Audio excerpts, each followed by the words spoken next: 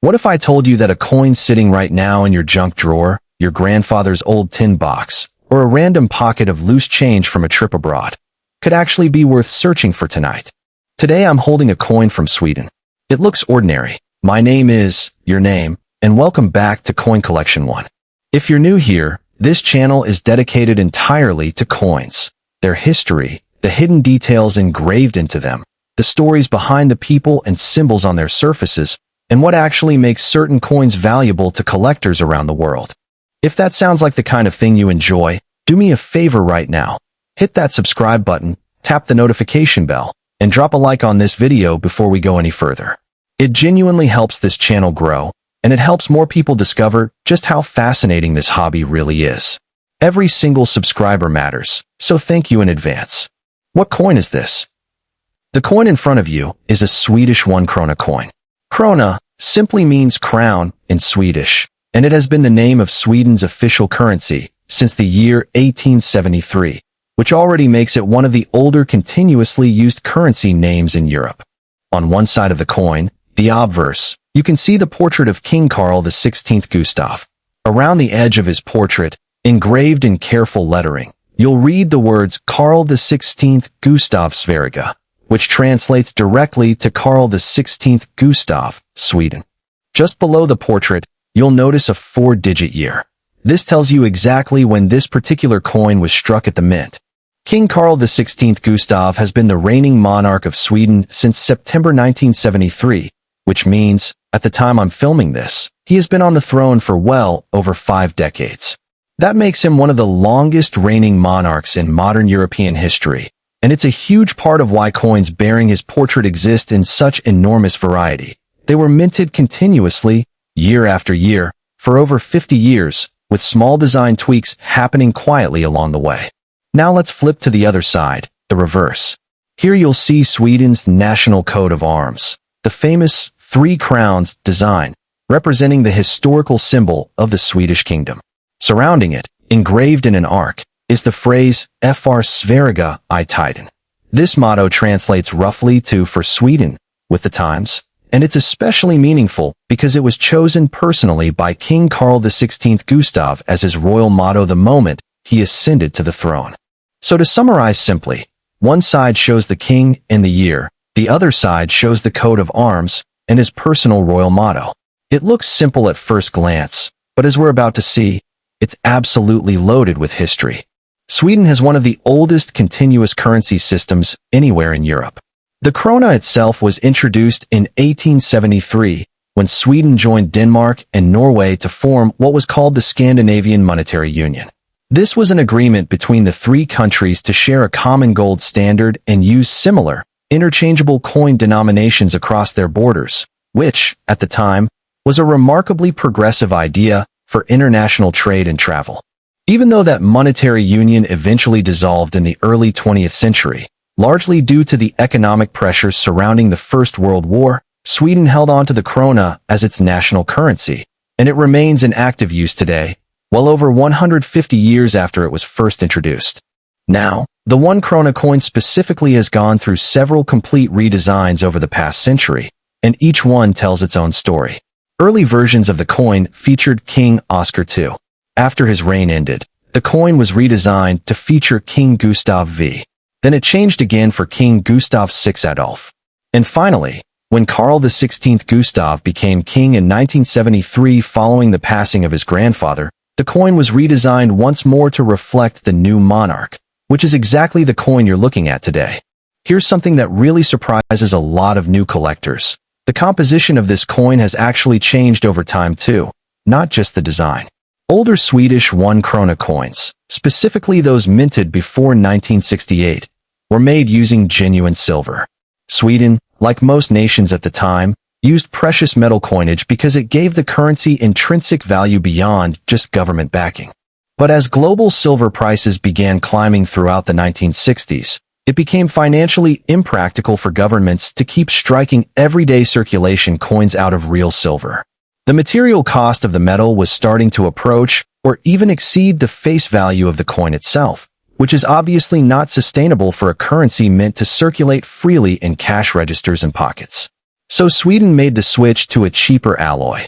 Modern 1 krona coins, including this one, are typically struck from a copper-nickel alloy, sometimes called clad coinage. This gives the coin that same bright, silvery shine people expect, without the government needing to mint coins that are worth more as raw metal than as actual currency. This shift, from precious metal coinage to base metal alloy coinage, is honestly one of the most fascinating patterns you'll find across nearly every country's coinage history in the 20th century. The United Kingdom did it. The United States did it. Canada did it. And Sweden's krona followed that exact same global trend, right around the same era. Why this design matters to collectors. Now here's where things get genuinely interesting if you're thinking about collecting seriously. Because Carl XVI Gustaf has reigned continuously for over 50 years, his portrait coins were struck across many decades, using different engraving dyes, produced at different times, sometimes with slightly refreshed engraving styles as minting technology and tools were updated and modernized.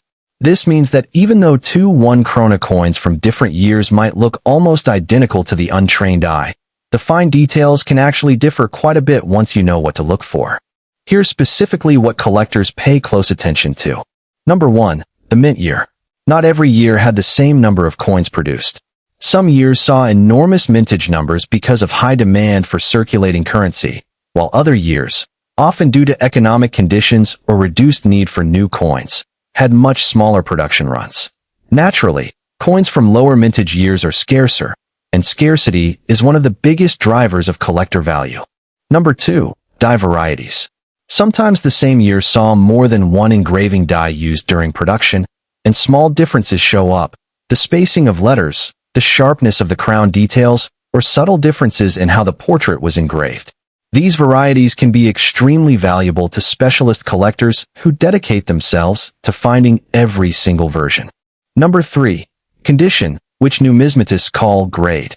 A coin in what's called mint state, meaning it looks essentially exactly as it did the day it left the mint, with no wear, no scratches, and full original luster, is worth significantly more than an otherwise identical coin that has spent decades circulating through pockets, cash registers, and coin jars. Even a small amount of visible wear on the high points of the design can meaningfully lower a coin's grade and its value. Number 4. Error coins. This is where things get really exciting. Occasionally, during the minting process, mistakes happen. A design gets struck twice, creating a double die. The coin gets struck slightly off-center, the wrong metal blank gets used, or some other production anomaly occurs. These error coins are, by nature, extremely rare, because the vast majority of them get caught by quality control before they ever reach circulation. When one does slip through, it can turn an otherwise completely ordinary, common coin into something collectors will pay serious money for. This is exactly why two different people can be holding what looks, at a glance, like the exact same coin, and yet one person is holding something worth its face value of 1 krona, while the other person is holding something a collector would happily pay far more than that to add to their collection. How to check your own coin. So let's make all of this genuinely practical. If you have a Swedish 1 krona coin sitting around, or honestly, any foreign coin at all, here's exactly what you should do, step by step. Step 1. Find a year. Look at the portrait side of the coin, usually directly below the king's image, for the 4-digit year. Write it down, or better yet, take a clear, well-lit photo of it so you have a permanent record. Step 2. Examine the overall condition carefully. Hold the coin under strong, direct light, and look closely at the highest points of the design. Things like the king's cheek and hairline, the fine details on the crown, and the sharpness of the lettering around the edge. If these high points look crisp, sharp, and shiny with no visible flattening or smoothing, that's a great sign the coin hasn't circulated much. If those same areas look worn smooth and dull, the coin has likely spent a long time passing through many hands. Step 3. Look for anything that seems unusual or out of place. Is any of the lettering doubled or blurry in a strange way? Does the design look shifted noticeably to one side rather than centered? Are there any extra raised marks, lines, or bumps that don't seem to belong to the intended design? Any of these signs could indicate a genuine minting error, which is exactly the kind of thing that gets a collector's heart racing. Step 4. Compare your coin to verified reference images. Search online using the coin's country, denomination, and specific year together. For example, Sweden 1 krona 1981, and compare official reference photos to what you're physically holding.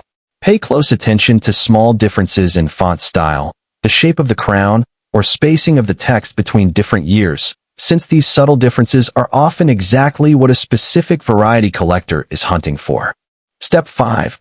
Never guess when it comes to real value. Get it properly verified. If, after doing all this research, you genuinely believe you might have something rare in your hands, do not just assume, and do not accept the first offer someone gives you. Reach out to a local, reputable coin dealer, contact a numismatic society in your area, or send it to a professional grading and authentication service. These experts can tell you with real certainty whether what you're holding is common pocket change or something genuinely special worth insuring and preserving properly. Taking these 5 steps seriously is really the difference between someone who accidentally spins a rare coin at a coffee shop and someone who discovers they've been holding a genuinely valuable piece of history the entire time. Why people collect coins like this? You might be sitting there wondering, why do people even bother collecting coins like a modern Swedish krona when it's no longer made of silver or gold and its metal value is essentially nothing? The honest answer is, it was never really about the metal in the first place. It's about history, connection, and storytelling. Holding a coin with Carl XVI Gustaf's portrait connects you, in a small but very real way, to Swedish history, to the long tradition of Scandinavian monarchy, and to over 150 years of continuous currency use dating all the way back to when the krona was first introduced in 1873. For a lot of serious collectors, the appeal isn't about resale value at all. It's about completeness and the thrill of the hunt. Someone might spend years trying to collect one single 1 krona coin from every single year that Carl XVI Gustaf has reigned, building what's known in the hobby as a date run. Other collectors focus specifically on mint marks, trying to track down one coin produced at every different minting location. Others are drawn purely to the artistry of it all, comparing how the portrait style subtly evolved decade after decade as engraving technology and tools improved over time. And honestly, there's something deeply satisfying, almost meditative, about holding a small piece of metal that has physically passed through hundreds or even thousands of hands in a country you may have never even set foot in, carrying with it a story that stretches back over a century. That little disc of metal in your palm has probably bought bread, paid bus fares, been dropped on sidewalks, and jingled around in countless pockets long before it ever found its way to you. That's the real magic of this hobby, and it's exactly why so many people, myself included, find it so endlessly rewarding. Common mistakes beginners make. Before we wrap things up, let me save you from a handful of mistakes that almost every single beginner collector ends up making at some point.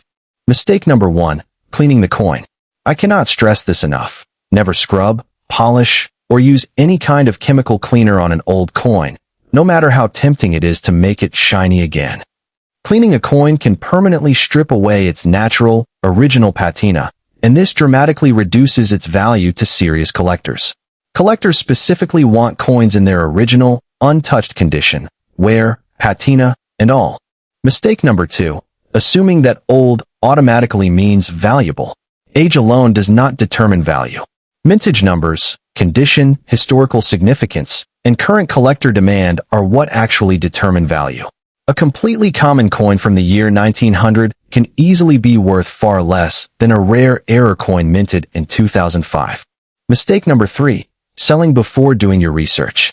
If you genuinely believe you might have something rare, do not sell it to the very first buyer who offers you a quick deal, no matter how convincing they sound. Always get a second, independent opinion first.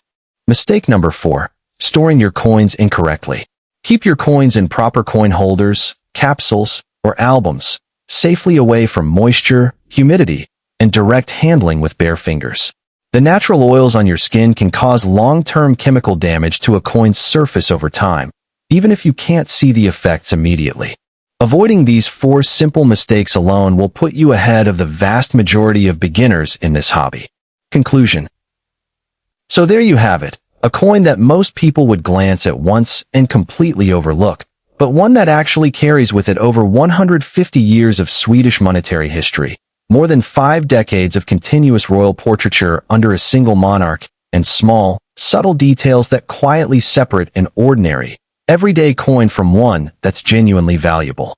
If you've got a coin sitting around your house right now, Swedish, or from absolutely anywhere else in the world, take a closer look at it tonight.